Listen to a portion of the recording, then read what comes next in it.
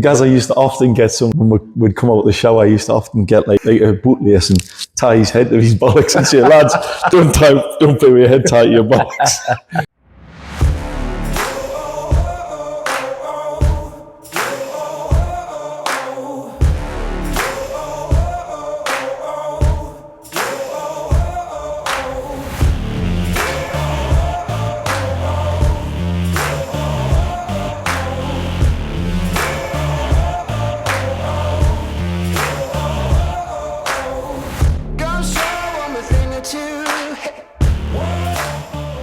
Okay, welcome to episode 6, where we're joined by Paul Stephenson, ex-professional footballer and coach, manager. Hi, Paul. Hi, nice to meet you. Nice to meet you, mate. How are you doing? Hi, good. So firstly, let's start from the beginning, because some people watching this might want to break into football, maybe become a coach later on in life, but definitely break into like being scouted and stuff. So Let's face it, we didn't have computers and stuff like that. So yeah, I lived in the perfect place on Walker Road in Walker. I had a set of garages behind us, and I had a 6-foot brick wall. Right. So we got all our natural sort of practice playing. I didn't need anybody. I could play off a garage there, turn, hit it off a wall there. I could play headers against it. I could even get my body strength. I used to climb off, knock the walls, knock on the garage, jump off. So all the stuff that the kids do now with little weights and all that, we did it naturally, climbing and it just using nature and outside. So we did that. But it was a huge, like I say, it was a huge scene in Newcastle. The Evening Chronicle, in particular, always had a section on schoolboy talent. I think it was Dave Sugden, if I remember right, was like, and there was always a section on it. And if you were doing well, you would you would feature in that. And I was very fortunate, actually. Had a fantastic school teacher. He's not with us anymore, Brian Simpson. And we used to play football every night after school in the school hall, and it was tiny. He made small wooden goals, no nets on, but you could play off the radiators, you could play off everywhere. And and we ended up having a fantastic school team. We were the only primary school team to win all 4 cups in one season. We won, we beat big schools. But we practiced so much. And if any young kid coming through, I just say, you're not going to get better playing on your PlayStation. You're going to get better by actually contact with that football, 100%. So that's what we did. Yeah. And how old were you then? Well, the under-11s at St. Vincent's in Walker that was the first age group. And I was fortunate enough, I played for that when I was 9. And I think I scored 2 on my debut for the local, for the school team. Yeah. And I played all after that and ended up being, the school captain. And then I went on to play for the Newcastle Boys District. Then I went and played for Northumberland. And then by then, everybody's watching you, and you've got the local scouts. Did you find that? Could you feel that people? Oh yeah, there's a lot of people, different looking people on the sides. And I got to know, obviously, Brian Clark, who was a Newcastle scout, and he's a bit like a second dad to me. Yeah. And Brian would follow everywhere. And I ended up ultimately, I had black and white eyes, and I had black and white blood in my veins, and I ended up saying for Newcastle. But I had loads of opportunities. I went down to Arsenal, I went down to Chelsea, I went to Everton a couple of times, I went to Man U. I had offers off all of them. West Brom were a big team at the time. Went to Burnley. I even went to Gillingham, because the scout worked at Wallsend Boys Club where I played. Yeah. And he pleaded with us, and I drove down with Steve Bruce, because Steve Bruce was from Daisy Hill, and he was a local lad, and Brucey drove us down, and then I think I either came back with him or got the train that long ago, I can't remember. It's about 14 at the time. Did you, when you're going all these different places, did you see regular faces your own age? You see, I met some amazing people. Yeah. And I say this to people, like I met, I was in the car with my mum, with Sir Geoff Hurst, and obviously, because they would try and get somebody famous at the club to get you to sign. They would try and jazz it up a bit, meet people. And I went to an Everton-Liverpool game when I was down on trial at Everton once. And I went down and I was with Everton, but I went down and watched the game. And I'll never forget, I had a bright red jumper on. Right. And the Everton guy wasn't too happy, but I was walking down the corridor and we got stopped, and the guy I was with knew Bill Shankly. And Bill Shankly went, he's got the right colour on. Good lad. So you never forget them things. You know, it's like 13, 14. Yeah. So the three people I've met through my life in football, Bobby Moore at Millwall do, Bill Shankly and Jeff Hurst, probably, as good as it gets in terms of football. Gods. God. So obviously part of your career was Newcastle, and you've been Newcastle through and through. Yeah. Why is that? Is it your dad? Well, not actually opposite. My dad was obviously very good footballer himself, professional as well. He played at Middlesbrough. Right. He played down at Burnley. But in them days, the money, and he would be away from home, he could earn more money working in the shipyards or as an engineer. Wow. And he could earn more money playing local football. So he used to play for like local sides, say Ashington, something like that, and he would get like, 7 to 11 quid a game, and he'd be getting that a week at the thing, and now he couldn't earn that. So he ended up staying at home and working and playing. So he would earn more money than being a professional, which is crazy to think when you look now what the guys are earning now. Yeah. At the time, Newcastle weren't brilliant. They were always a selling club. They never really looked after the local lads. They always just looked to make money out of them. And ultimately they did with me and Gaza, because I went for 300,000 and Gaza went for like a couple of million to Tottenham. But I did go everywhere, but I ultimately signed for Newcastle when I was 14. Those three were actually me, Ian Bogie and Tony Nesbitt, not Gaza, funny enough, because he came through a bit later. Yeah. We all, I think, were the only ones at the time. We signed 6-year deals. Wow. 2-year schoolboy, 2-year apprenticeship, and 2-year professional. Right. And then obviously, when I got to 17 and I broke into the first team, that got scrapped and we just signed a new deal. The FA Youth Cup, sorry. Yeah. What age were you when you won that? I would have been a year young, so I didn't play in that as much as I would like to have, but I did play a big part in some of the games. Yeah. But we played some really good sides with some really good young players. The most standout, probably the game that we could have lost, was Man City, who had real sort of like a plethora of sort of really top young players at the time. Yeah. And really good. They had at that age group, that level, they were really classed as like they were playing for England and all that. And we beat them 1-0, and I think we beat Everton, and then we beat Watford in the final. So we won a few games earlier. Yeah. Gaza was unbelievable in it. Yeah. He was fantastic. Yeah. And he played in the Youth Cup, and then he broke into the first team just towards the end of that season.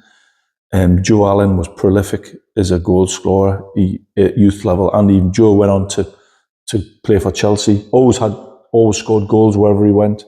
Just a fox in the box. And I actually, when I did a little bit of looking at it when I was in my sort of probably mid-30s, most of that team was still playing professionally in their 30s. So it showed the reason why we probably won it, because we had a really good side. Gary Kelly was a goalie. Brian Tinney was an outstanding player in a sort of championship level. Who else? Kevin Scott went to Spurs on a good fee. Gaza, Ian Bogie, Jeff Wrighton. What a really good side. It was I think it's the last time Newcastle won it. So that shows how hard it is to win. That's over 40 years ago. That was 85 or 86 we won that. So at age 17, you made your debut against Southampton? Yes, and it was a let's say there was some thrills and disappointments in that game, because we won it 1-0, but wasn't long into the game, and the goalkeeper took a goal kick and he tried to play it to the fullback, and I read it and pinched it. Right. Went round the keeper and slotted it, and I was off. on my bike round St James's celebrating, and the linesman flag came up, right, and the ball hadn't come out the box. And in them days, the ball had to leave the box. No way. So it must have been half a yard, if that. And the linesman, busy bugger, whoever he is, cost me scoring on my debut. No way. But we did go on to win 1-0, and I did have a good game against a tough defender who was a bit of a crackerjack as well, called Mark Dennis, who was threatening to break me legs and all sorts. And them days you could probably attempt to break people's legs, so you had to have your wits about you. But I was just cocky and just kept saying, we'll just do it in the box, mate, and get a penalty. But you know, when you're 17, you just sort of full of yourself, aren't you? Sure. And on the same year, you made your England under-18s debut. Were you signed? How did that? I was at Newcastle. Right, okay. Yeah, I went away with England, and I think I played, it was Ellen Road, Republic of Ireland we played, scored one, made one, hit the bar on my debut. Really good player at the time, was sort of vying for that position, and he's tended to get picked a bit more than me. Tony Daly, who was a really good quick winger, more quicker, I would say, than me, but I probably had a bit more quality on the crossing than that, I felt. But he had been in that setup all the way through, and I just sort of joined it late. And there was a funny thing about years ago, and I don't know, it's only changed a bit recently. The further north you lived, it seemed to be a bit harder to get into the England setups. It took a lot of sort of persuading, or a lot of very good performances, because ultimately I was playing in the old First Division regularly at the time, and there was players who weren't, and they were just playing in youth teams, were getting in, and it was like, well, look at the difference in levels that they're playing at. You would think, and it would happen these days, I think, but in them days it didn't, you know. I used to do a thing called Brazilian football. Going to a hall and there'd be all year lined up, but it were a class, and you'd have these weighted balls that it was a thing Ronaldinho used to do, you know. And a weighted ball, you drop it and it just got dead on the floor. Right. So it'd never bounce, so you had to keep the ball on the floor. You do all these skills and all this.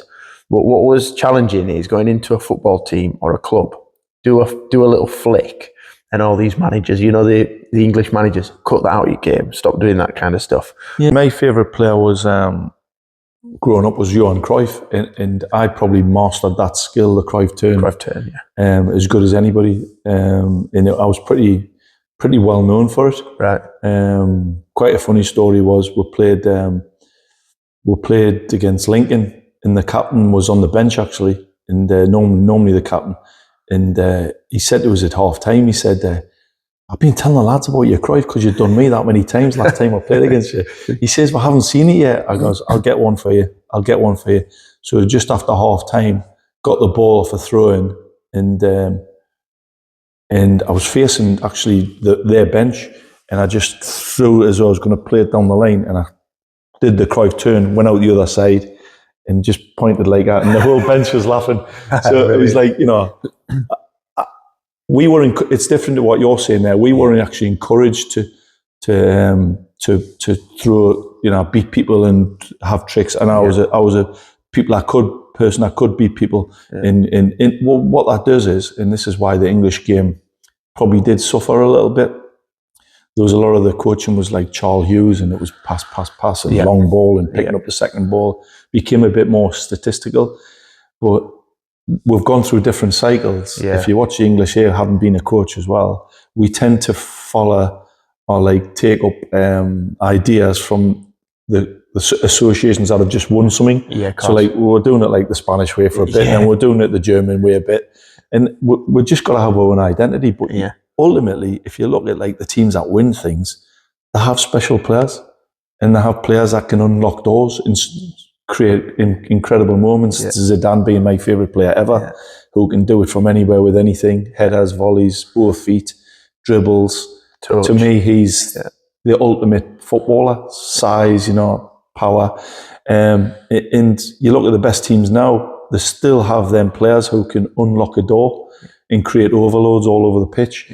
Pass gets you nowhere. No, I know. You know, you still need the Salahs, and you still need the guys that they've got at PSG who at the moment look magic because it can beat people, you know, and it's you've only got to look at the stats from the England team, right? What we win to what other countries win. obviously we've got further in the last few years with Gareth Southgate, and we've got into finals. But I for years never ever felt that we ever produced a Gaza type midfield player. No. Somebody who can create overloads of midfield, somebody who can hit that killer pass, somebody who can beat people and score with a dribble.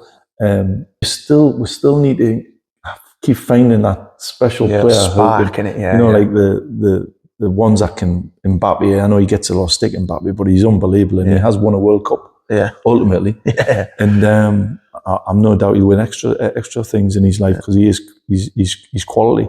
But we've just got to. I think we've got to encourage kids to, beat people and take people on and create overloads. So how was it playing with Gaza?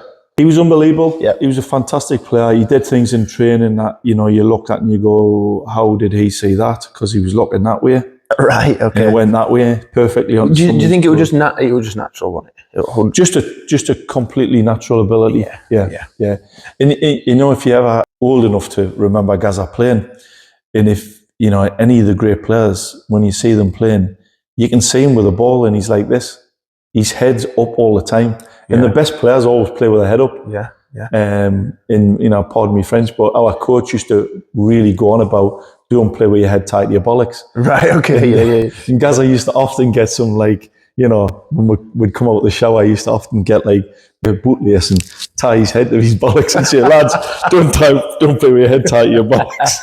And we used to have a right laugh, about it. But he was crazy. Some of the stories, the funniest one I remember was in training was we had a big striker called Billy Whitehurst, who was a real tough guy, fantastic bloke, but really tough. As hard as it come. And Gaza was, if he was on the opposite team, he could do, some silly things to you, make you look silly. And he nutmegged Billy a couple of times already. And Billy warned him, he said, you do that again, I'm going to chin you. And he megged him, he turned around with a ball and megged him from about 8 yards straight through his legs and called it. And Billy just walked up and popped him. And then he said, I'll get me dad. He says, bring him, I'll chin him. Is that what he said? So he ended up running. There was one day, he's done something to Billy and he's chased him into the pavilion at Benwell. And there's no way out of Benwell. You go, you've got the dressing rooms either side, boot room. Yeah. You had the main lounge bit where the team sheet went up, or if you looked on it on a Friday while you were in the 12, because we only had 12 then, 11 in one sub. And there was a kitchen and the laundry in the back. Yeah. And Billy's chased Gaza. He's chased him and he's gone into the back and there's no way out. Yeah. And Billy's looking all over and he can't find him. And he's walked back out. And Brian Clark was a scout, ended up, Brian's ran in to try and protect Gaza or help him. And Billy's walked, bemused, and Brian's walked back in and bemused. And then he's walked back in a couple of minutes later. And the big tumble dryer. With all the clothes in. Yeah. Brian's opened that to get to see if the clothes were dry. And as he's opened it, a hand came out. An arm came out all the drying clothes. Yeah. It was Gaza. He was clever enough to think, Billy's going to come in and kill us. So he called in there, he pulled it. And he was in amongst the clothes. Brian says it was hilarious. He says it was the funniest thing I ever saw. Got away. But he often would, him and another lad, Ollie, they would happily, nothing in there. As long as you didn't turn on a horse, he liked to ride. They would ride in there. They would go in the tumble dryer and just curl up in a tumble dryer and close the door, and they'd be going round in it just for the crack. My God! I tried to get other lads and try to get me, and I couldn't. I just must have fought about 4 or 5 of them off to get stuff. Like an initiation. Yeah. One of my dad's heroes was Gaza. And growing up, it's all I watched, the clips and watch this. To play alongside him must have been great. It was incredible. He wasn't the best player I've played with, in my opinion. Really? Right, okay. I thought Peter Basie was the best player in terms of at the time. Obviously, Gaza's younger in his career as well, but Peter was just, like the perfect teammate in a sense that he'd score outrageously good goals. Right, yeah. But if he couldn't score, he'd always come up with the perfect setup. He'd think, I might score here, I'll give it you will score, and you often did. Yes. Whereas Gaza would probably be a little bit more selfish at the time, still probably trying to make his name a bit more. Yeah. And Peter was just, Peter's decision making, his execution, his ability. I mean, God knows what he would be worth these days, what he could do to people. And like I say, he could just produce I think one season he scored something like 8 goals from outside the box that were side foots. Really? So Wow. How to have that ability to just give keepers the eyes and just find the space. And he was top draw. Yeah. But Gaza was a lunatic. Yeah. But a good one of the lads, but crazy. Yeah. Great footballer. Oh yeah. Injuries. When did that come about? How old are you there? 19, 18, 19? No, I said actually a bit older. My opening season, I still to this day probably for Newcastle. I still to this day probably hold that a little bit against Newcastle a little bit because I should never have played in the game, but it could have happened any time. I played 23 games, which would never happen these days. Played 23 games without missing a game from my breakthrough before Christmas. So I played the whole of that season in the first team, and then once the season finished, a lot of the senior professionals them days would just go. And there wasn't enough players to play in the reserves, so I didn't want to play it, but they picked us. Right, okay. And I did it in that game. No way. I stretched for a ball on the byline. I was probably fatigued as well, because I put so much in. And I tried to cross a ball, and I tore all the ligaments. And later I probably snapped a bit of bone off the back of my ankle. And I was out for 6 months with it. Didn't go on holiday that year. I had to cancel my holiday with my mates, so missed out on that. And then Eric Wright was a physio, he was brilliant with us, put us through a lot of pain, and then just with friction and massage and all that. And I got back playing, but I'd never had that burst of speed that I had. I lost a yard or two. Ended up playing more on the left because I could use both feet, and drag it down the line. But that was the first one. Injuries, God. This is a long story. And then I had next one I had, I think, and I was unlucky as a kid actually. I broke my arm when I was at St. Vincent's, and I played with a cast on and a bandage in a cup final. It got passed by the referee, and I played in that. I just slipped on some ice a few weeks earlier, but I ended up playing it. I was all right injury-wise at Millwall. I didn't seem to pick any up. I went to Brentford. I had a terrible time at Brentford in my mid-20s. I had that injury there with my ankle. I think from years earlier, a bit of bone had snapped off the back of my ankle. It was only like a small piece, sort of like that, sharp, and it was digging into my Achilles. Jeez. And I was getting massage. I was falling off the bloody the treatment table, and I was playing for sometimes games, but I was cutting inside. I was playing on the left, cutting inside and shooting. As soon as I planted that really hard, it was collapsing. I was coming off in a couple of games, and tried everything, scans, and I just got a simple X-ray in Cambridge, and he said, "Oh, you've got a bit," and he sucked it out. Right. I was back playing for a couple of weeks, and then I got the worst injury of my career. Playing at Bradford. Went in for a tackle, ball went up in the air. I tried to jump from a standing still, and the fullback came and he headed me head. So I've got, if you feel me head there, it's just completely flat still. Yeah, it is, Yeah. So I had a double depressed fracture of me library in your brain, and I think I was at Pinderfields. Amanda will tell you how long I was there, because I can't remember. I was out cold for days, and obviously I was so fit at the time.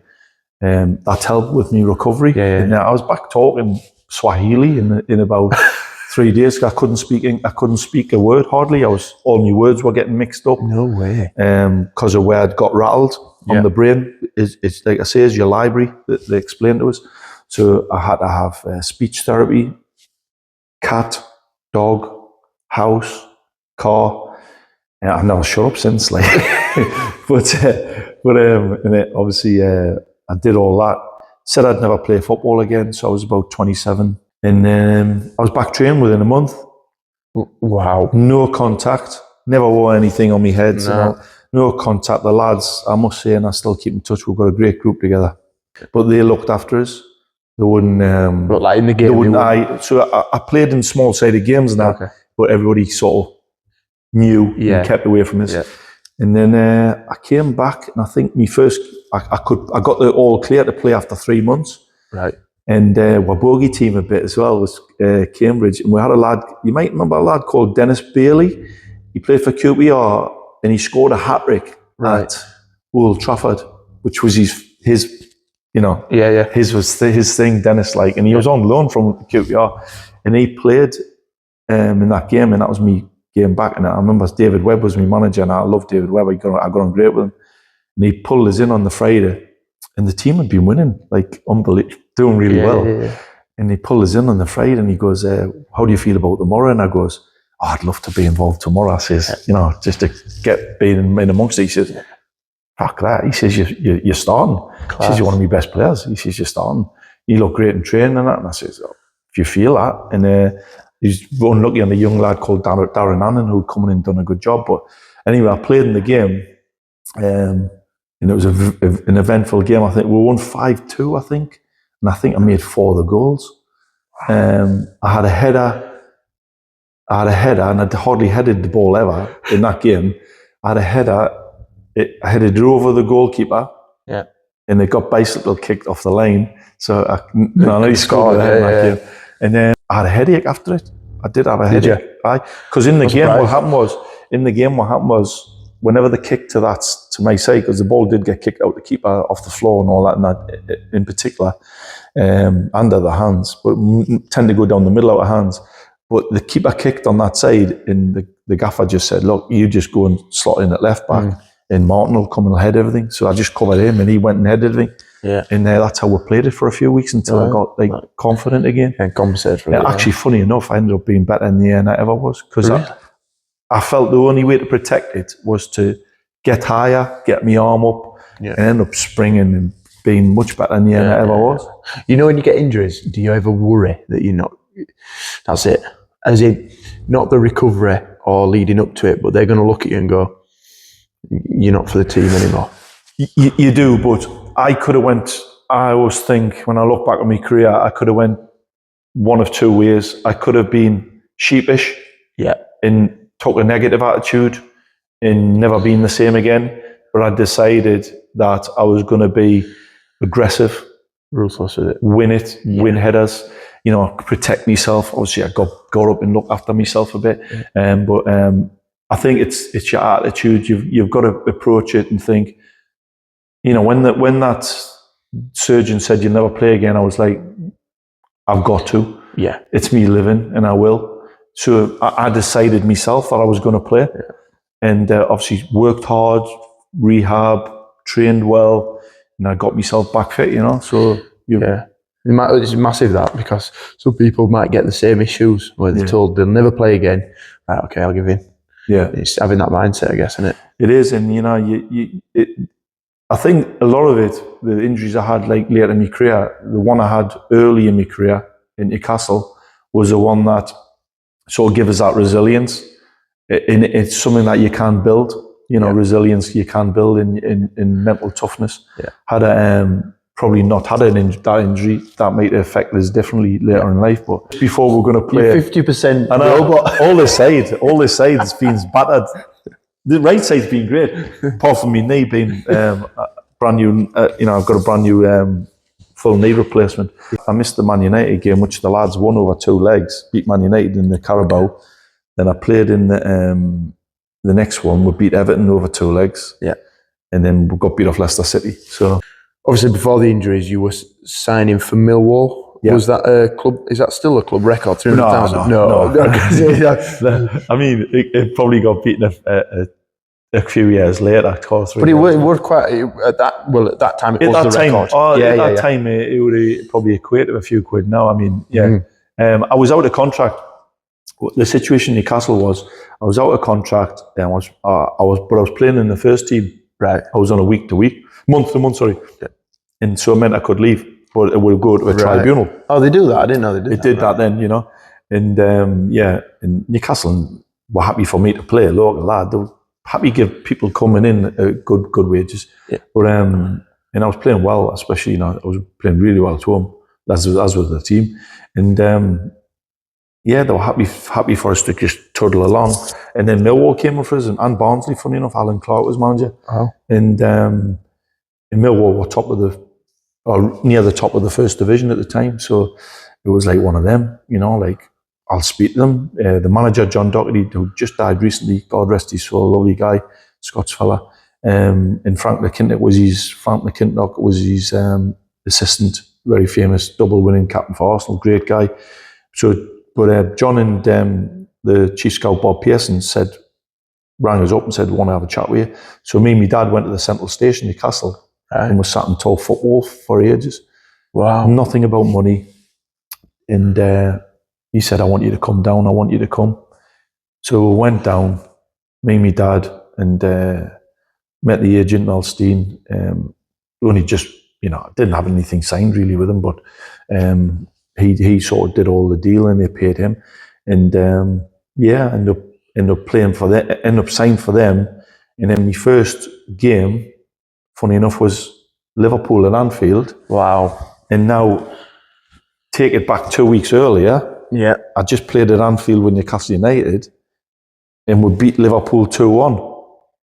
Jesus, so I'm full of confidence about going to Anfield. Yeah, Liverpool, come on, man. I've played, so I'm thinking, I'm going into that game confident, and I'm saying to the lads, we can get something here, like. And I think it's about 9-10 minutes into the game. We win it. Les Briley wins a tackle in midfield and wins it into Teddy Sheringham, and Teddy just turns and just plays a pass that just says "hit me," which you now know years later why, because he's such a quality player and he's younger then. Yeah.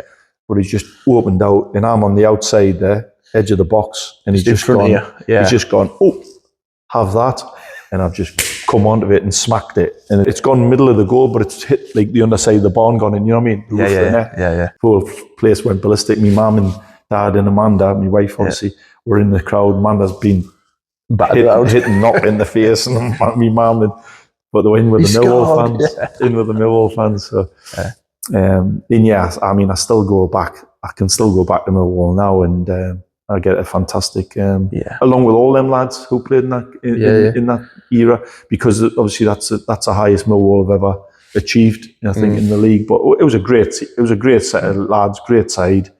Who stands out for you in that team when you train and play with them?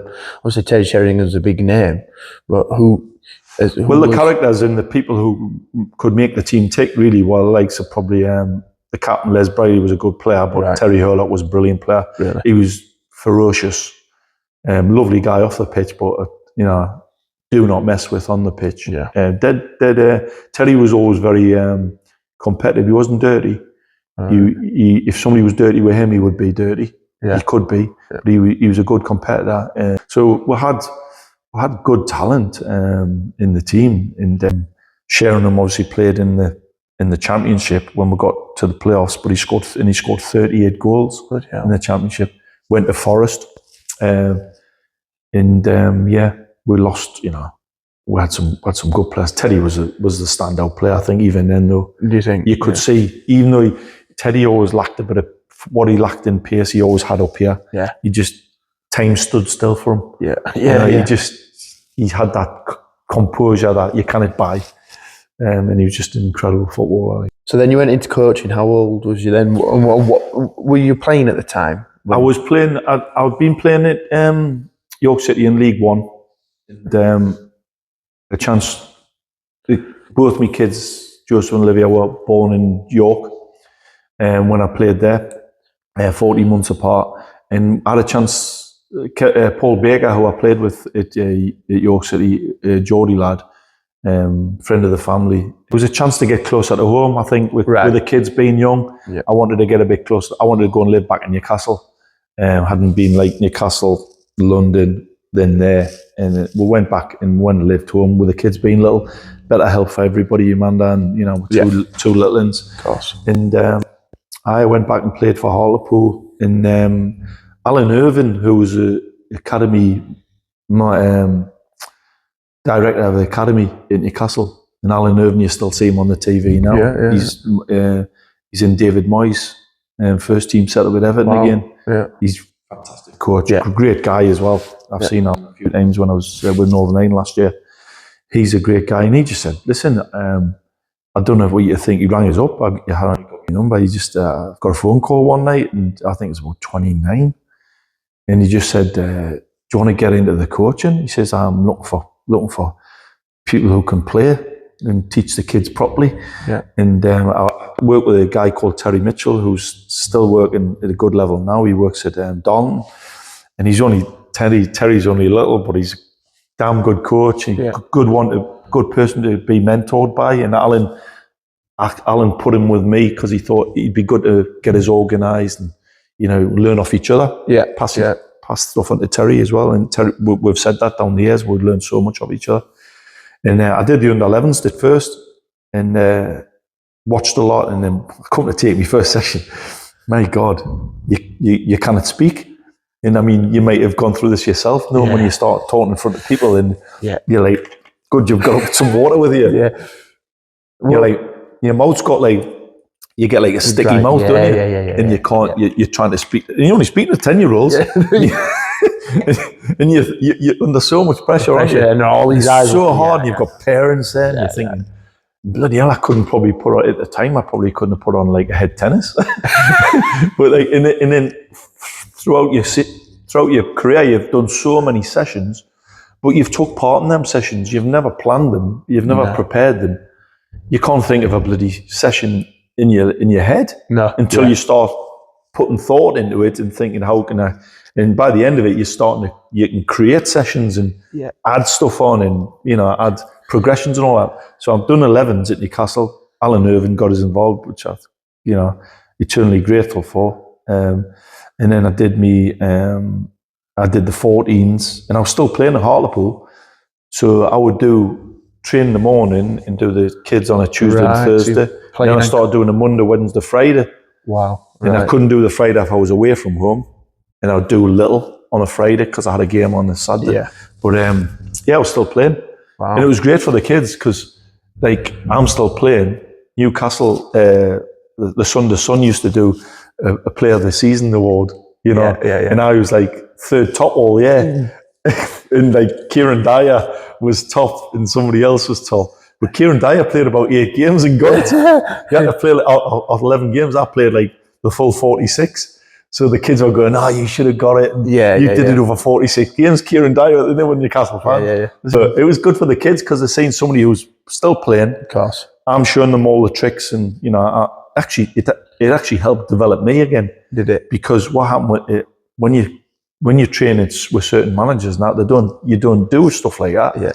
But I'm practicing my skills again, and actually I think it helped me improve even at 30 because I'm challenging myself with doing stuff with kids. Yeah. So it worked hand in hand with me. I think it got me another 4 or 5 years in my career as a player because I started getting better with my footwork again. Yeah. I was doing all the footwork drills with them. And and then I did 16s, then I did 18s. I finished my career at Hartlepool at 35 through my knee, as you know. Yeah. Earned the 18s job as I finished at Hartlepool. Left Hartlepool, Glenn Roder came in for us at Norwich. The chairman at the time wasn't happy, but I decided to go. I wanted to go. I was overlooked for the first team job. And went to Norwich. First season was fantastic. We had a great run. We were 6 points adrift at the bottom of the championship, ended up nearly getting to the playoffs. Right. Had a really good unbeaten run. Glenn was very unlucky in terms of losing. That's when the financial crisis hit. We lost 2 people on the board that year, so he was going to sign a couple of strikers. We lost people on the board that took 2 million out of the budget, and we ended up struggling, and we got sacked that year. First time in my life I realised you can actually get sacked in football. I got sacked at Norwich, and luckily for me, Lee Clark had moved to Huddersfield a few weeks earlier before, got offered the Huddersfield job, and I moved from that one straight into that one. Wow. And we moved from Norwich as a family to Huddersfield. And then we had a great time, as you know, at Huddersfield, unbeaten record. Not quite enough, obviously, for the chairman and the club at the time to keep within there. And then a couple of years of struggling to try and get jobs, and I ended up working with James Beattie at Accrington, Liam Richardson first, and then James Beattie. Me and him, had a great relationship, still keep in touch. And then I went from Accrington, did a bit of Blackpool with Lee, which was tough because it was a rubbish setup at the time, terrible training ground. And then I went across to Middlesbrough, did the under-23s, had 2 great years, standout players, probably loads of them playing in the Football League. Yeah. But Marcus Tavernier, who was playing at Bournemouth, and Jed Spence, who was playing at Spurs, and Ainsley Pears at Blackburn, Zach Hemming up in Scotland. There's loads of them, all of them, loads of them playing. Huge amount of them. And then I got the tin tack there for whatever reason. Didn't understand why, because I was doing such a good job. Yeah. And then went up to Kilmarnock with Tommy. And that was my last job, really. And then I've just decided I'm going to try something different, new pastures. And yeah.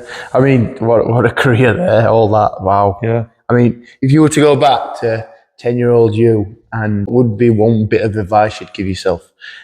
I wish I'd kept in touch with a lot more people, because a lot of football is, you've got to be a good networker, and I wasn't really a good networker. But then when the years come where you're a little bit dry and you're not working and you're not earning, lost contact with certain. You should continually, be in that. Yeah. But I think your parents, don't you? Me mum and dad were resilient people that went through tough times. I remember a funny story. The bloke, coming to get some money out the box that you would keep the TV going on, and there were 50p's. You had to put 50p's in. Wow. And he when my dad wasn't working, I remember my dad had cut 5 pieces of lino like a 50p, and he put it through the box. And he says, "Peter, you owe like £2.50. Brilliant. So people lived. It was tough. My mum and dad were resilient, but they came through it. They were, I ended up owning out the houses and all that. Yeah. And I think that just makes you tough, And my sister was, blind from an early age. She was very resilient. And I think it's just in the family, How did that happen? Like that? She just had a detached retina, fell down the stairs, but it was actually something genetic. Way back in the family, and we all got tested. Luckily, my brother and I were fine. Right. But she's a superstar. Yeah. Kids coming through and getting into football and being scouted, it's so competitive now. And you talk about networking and keeping in touch with people. That's easier now with technology and phones and Facebooks and whatever. But it's hard for kids now, isn't it? If you've got a kid, I would say let them enjoy it. Don't over push him. If he's good enough, you can't hide good players. You can hide bad players. Good players will stand out a mile. The pitfalls are massive. If you went and looked and seen the percentage of people that actually do make it at football, it's very low. It'll be 0.1%. It's 100% for the amount that are playing in academies. I've seen so many kids disappoint. I've had to tell a kid at certain ages that they're not going to get kept on, and that's the toughest part in your job. And I just said, look, it's just now, and it's just what the club think of you now. It doesn't mean to say you can't go on in the future. And the best standout and the best player out of that who come on and had an amazing career was Chris Basham. He got released at Newcastle, and it was a club sort of decision, and I'm the coach, and Terry who had to tell him, and his dad. And I've seen Bash since, and great kid, fantastic kid, and went on to have a fantastic career. Wow. And it just wasn't right for him at the time at 16 at Newcastle. But it doesn't mean to say that you can't do it. If you've got a dream and you believe hard enough, you've got to push for it, Yeah. And I met so many people who, especially in the drinking holes in Newcastle, say, I could have been but they weren't dedicated. I've seen loads of talented people. My brother had mates that were talented, should have played football and made it, but they weren't dedicated. And I think, I know I was dedicated. I did I did live my life right. I did enjoy myself at the right times, but I didn't. I did work hard when I had to. Yeah, a lot of wasted talent there, isn't there? There is, but it's such a tough game to get into, and it's so competitive. Yeah. You know, and there's no sooner you've took the guy ahead of his place, there's somebody underneath coming to get your place. Or there's somebody even worse now, there's somebody in another continent coming to get your place, because the scouting networks are so big now. Yeah. You know, it's not just local lads. No, there's all over the world. All over the world. The biggest support I've had is obviously your family. Yeah. Stop that. Gives you a bit. Sorry, pal. Hi.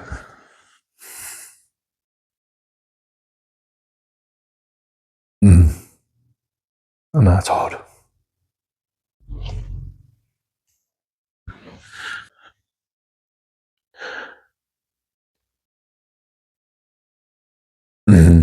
It's God's family, you know, they support you through it. Of course they do. Yeah. I mean, that's a bit you can't talk about, because you get emotional, I guess. Yeah. My mum in particular was my best supporter. Unbelievable. Yeah. I'll tell you a funny story, actually. Fucking get through it. She, when I moved to Millwall, my mum or dad couldn't drive. Right. And my mum was in her late 40s, early 50s, so I was 88. So I moved to Millwall 17. Yeah, so she would have been late 40s, and she'd learned to drive. It took her 5 tests to drive, just to come and watch us. Wow. And she got it. She got it. Like, she says, I even put a mini skirt on to try. My dad said probably that's why he didn't pass.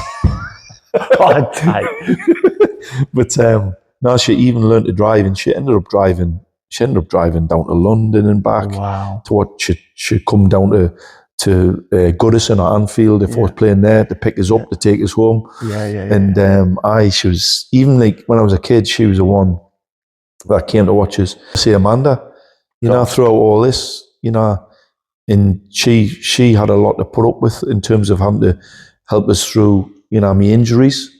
Like, because, it's like if you've got bad injuries and you think your livelihood's going to be put on the line. You don't want to be on your own at that moment. You need a really good support mechanism, and Amanda was there, like, because we didn't have kids at the time, and she went through a lot, and you need good support around you for sure, like you do, Family's important. Oh, it is. My dad obviously was brilliant, and he found it difficult to watch football, though. Hadn't been a footballer himself. Really? He did, and I think he came watch us a few times, and I think I over-tried a bit, and he found it until I got a bit older. Yeah.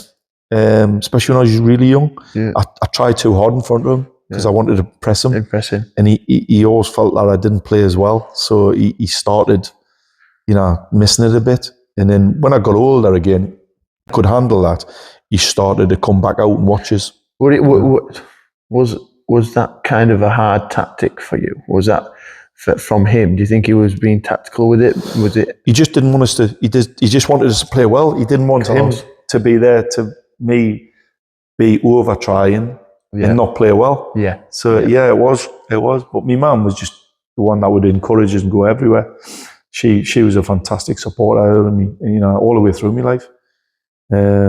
Like I say, Amanda, with all the injuries and that, she was there for us, and it brings you all closer, doesn't it? Of course it does. Yeah, definitely. It's good. Thanks, no problem, mate.